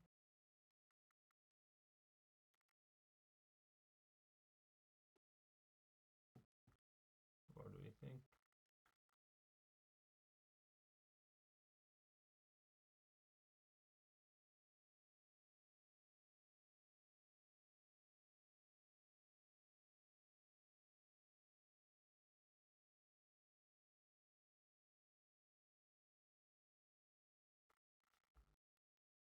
What do we think, everyone? What do we think?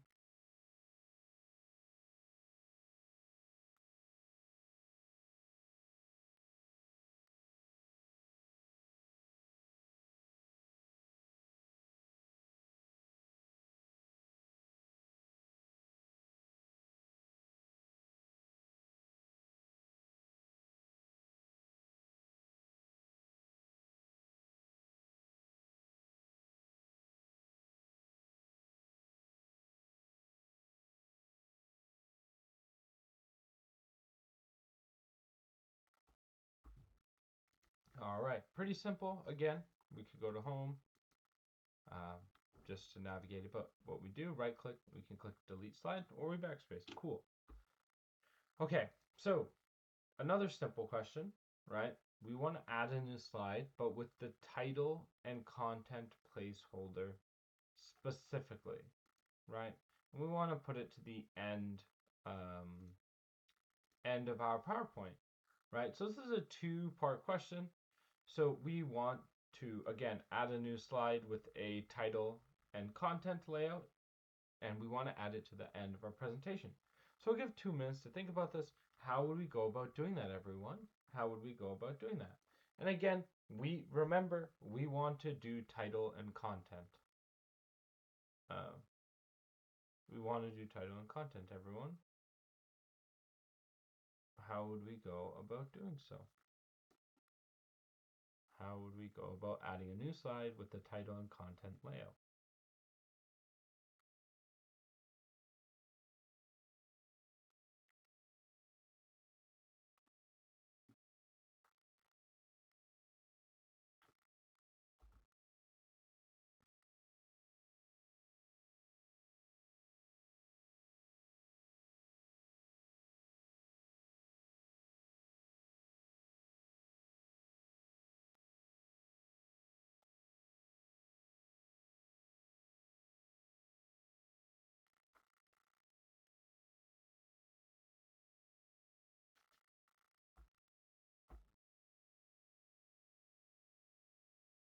What do we think, everyone?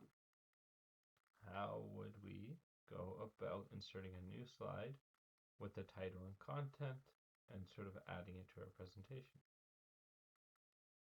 What do we think?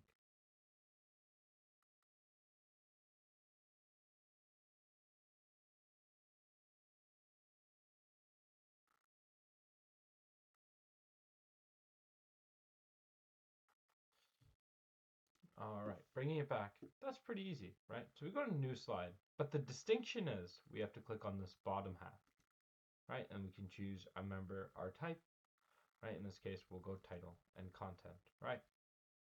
Now we can just click and drag it. So that's one way to add it to the bottom or the end of our slide, right? That's one way. So we could just create it and then click and drag it, right? That's cool.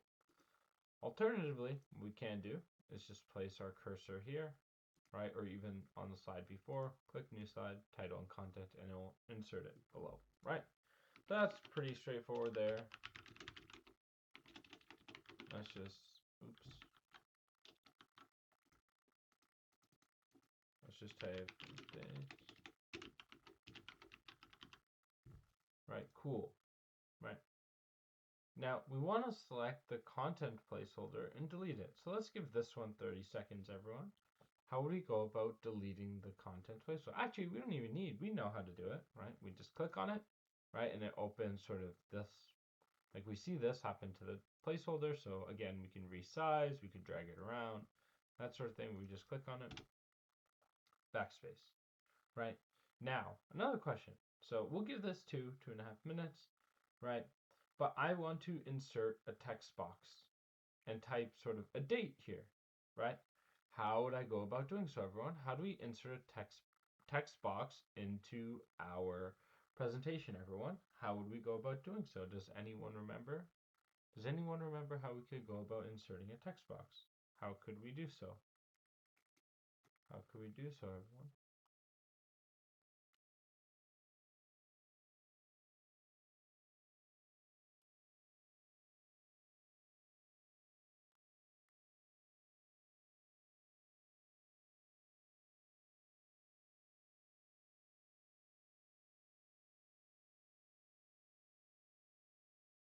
What do we think, everyone?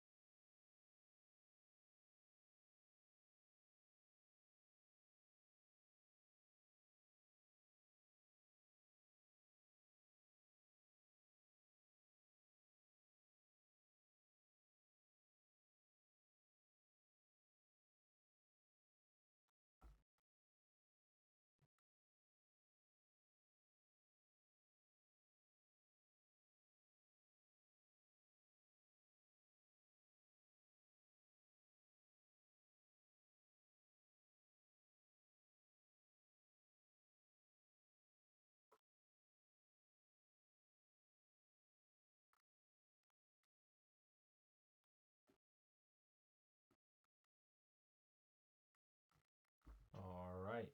So how do we do that? Well, if you remember, insert tab, go to text box, and we could sort of click and drag for our sizing. And let's just type July, 27, 2017. Right. All right. So final question, right? This is our final question for this Let's Try section, right? But how would we go about changing the slide size to 4 by 3? So remember, there are different aspect ratios for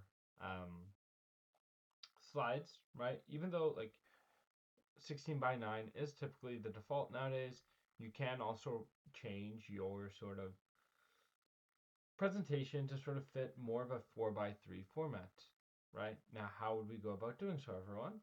Now, this is a little bit harder, so we'll give it a little bit more time, just a little bit.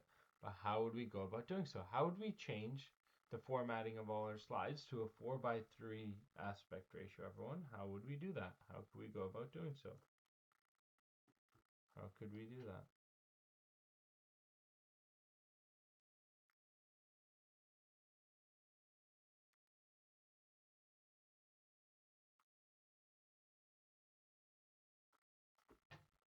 How could we go about doing so?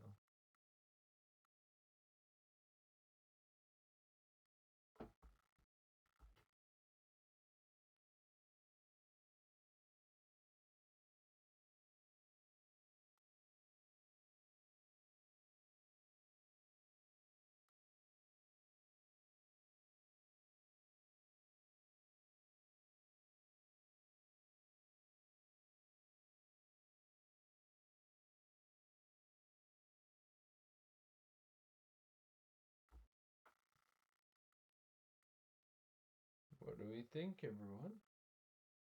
what do we think? How would we go about changing the aspect ratio for our slides?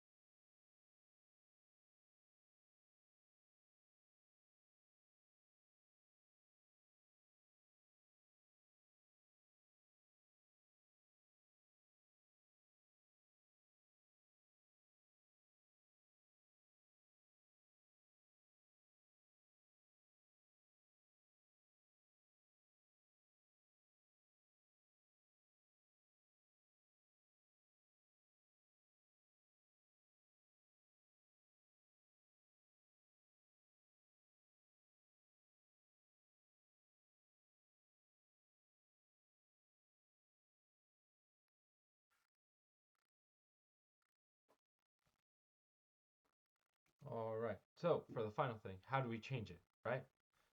Design, format background. Nope. Oops. Sorry. Next one over. I clicked on slide size, right? So we click on this standard 4x3. And basically, one thing we'll notice, and I didn't mention this, is that when we make the change in aspect ratio, certain, like the fit may not be great, right? So certain parts of our slides might be cut off, right? And let's say we're working with a slide where we've already formatted our slide, like here, right? We don't want to deal with any potential cutoffs, right? How do we fix this? Well, we can fix this by clicking Ensure Fit. And now you can see everything's been sort of molded correctly, right? While it's in that 4x3 format, right? So hopefully that makes sense. Again, this unit, hopefully it is just the basics of slides, right? But hopefully it was helpful in sort of contextualizing what we've already learned so far. Moving on. All right, now we're discussing text basics, right? So, as I've mentioned, I mentioned this probably a few times by this point, but again, PowerPoint is sort of a visual-based medium, right? So, that has sort of to speak with like slide design, slide theming, all that, right? But on the second point, what I'd always mention is that it's also a text-based medium, right? And there's often an art to correctly creating, I guess, engaging PowerPoint text. Um, and that's why we're on sort of our text basics section, right? Because honestly, I do believe it's like roughly 40% of making a good PowerPoint, right? So 40% would be visuals, sorry. 40% would be like text, like knowing how to use text, knowing how to design text, right? And then 20 would just be the small sort of in between um, sort of knowledge, right? Now, if we are new to PowerPoint, we'll need to learn the basics of working with text, right? So in this lesson, we'll learn how to cut, copy, paste, and format text, right? And to begin with, when we're talking about selecting text, before we can move or arrange text, we need to select it, right? So how do we do this? Well, we click next to the text we want to select and then drag the mouse over the text, then release your mouse, right? And the text will be selected. So this isn't anything we haven't seen anymore. Like if you've realistically worked with a computer a decent bit in your life, you'll be very familiar with this. Let's just create an example. Will be selected, right? And then I can just go like this, click and drag, right? And now it's technically selected, right? So pretty straightforward there. But before we get into before we get into this little section here, I want to ask a question about the cut and copy. So I want to ask, and we'll give it 3 minutes to think about this, but what is the cut command? What is the copy command? And what are they both individually used for, everyone? So that's the question, right? And let's really think about it. But what is the cut command? What is the copy command? And what are the specific use cases we can use them for, everyone? What do we think? We probably covered, I believe, this in Word, right? But what do we think, everyone? What's the purpose of cut and what's the purpose of the copy command, everyone? What do we think? Just give it a bit to really, really think about it, right? What do we think, everyone? What do we think?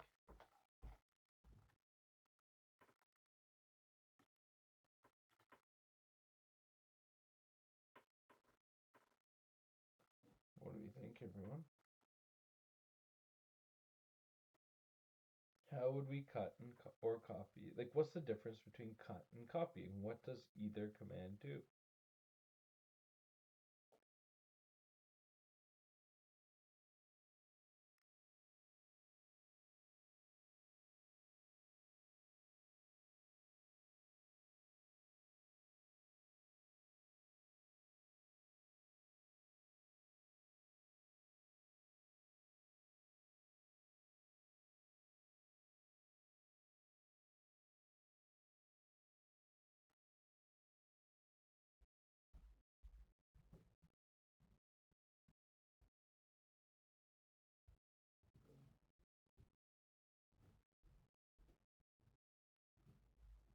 What do we think, everyone?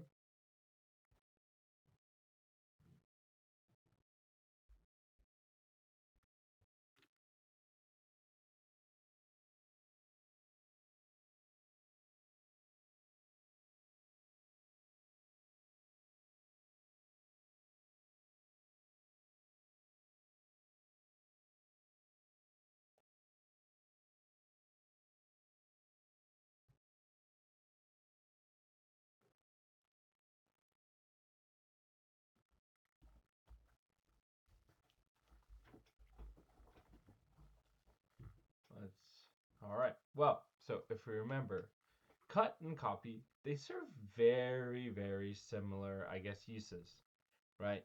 So the cut command and the copy command do serve different purposes, though. Okay, so let's discuss this, right? So we probably know what copy does, right? So we typically just copy, and basically copy over whatever we've selected. Then typically the use is paste.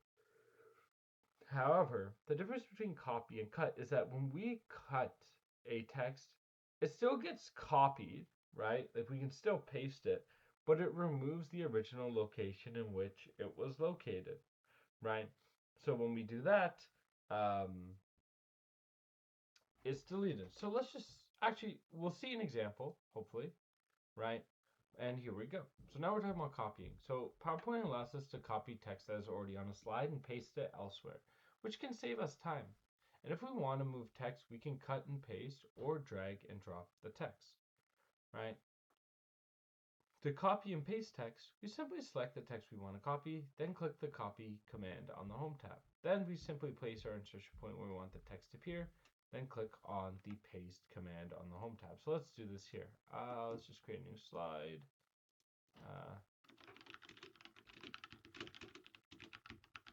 Right, so we want to copy this. So I select it, press Control C, or I can press copy up here. Let's press enter, and let's paste it to the new line, right? So this is what we see, right? This still retains its original position. Now let's see if it talks about cut next. Right now, cutting and pasting text is the same thing, but instead of copying, we click the cut command, right? Then we click paste, right? And the text will appear in the new location, right? And again, we can access the copy, cut, and paste commands by using keyboard shortcuts, or press Control X to cut, press Control C to copy, and then Control V to paste. So let's just look at this. So this text will be cut, right? So let's go here. Let's click cut. So we click cut, it's gone, right? But if we press Control V, we see it's saved to our clipboard, right? So that's cut, copying, pasting. We're probably already familiar, but it is something worth mentioning. We can also drag and drop text, right? So if we ever want to, let's say we have bullet points or whatever, and we want to move it, right? What we can do is just select the text we want to move, click, and then drag it, and the text will appear in the new location. So let's try to see if this will work. So select it, and then look, we can move it, right? So let's just do this again. So again, click, select, click, and then we can drag wherever. So let's put it after here. We can do that, or let's just put it in between. We can do that, right? So that's also pretty straightforward there. Now we're talking about applying a theme. So as we know, I believe we touched on this, but a theme is a predefined combination of colors, fonts, and effects, and different themes. Have we covered this, or did I skip ahead?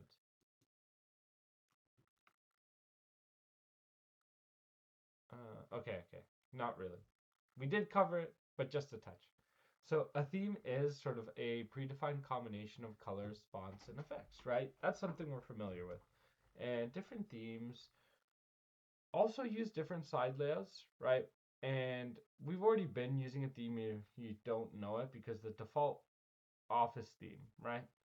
So we can use a variety of new themes at sort of any time, giving our presentation a consistent and professional look. In terms of what a theme is a predefined combination of colors, fonts, and effects. Different themes also use different slide layouts. We've already been using a theme even if we don't know it. Again, the default office theme. You can choose a variety from different themes at any time, and that's just repeated text, so I apologize for that. But each theme uses its own set of slide layouts, and then these layouts control the way your content is arranged, so the effect can be dramatic. Right? In these examples, we can see that the placeholders, fonts, and colors do tend to be different.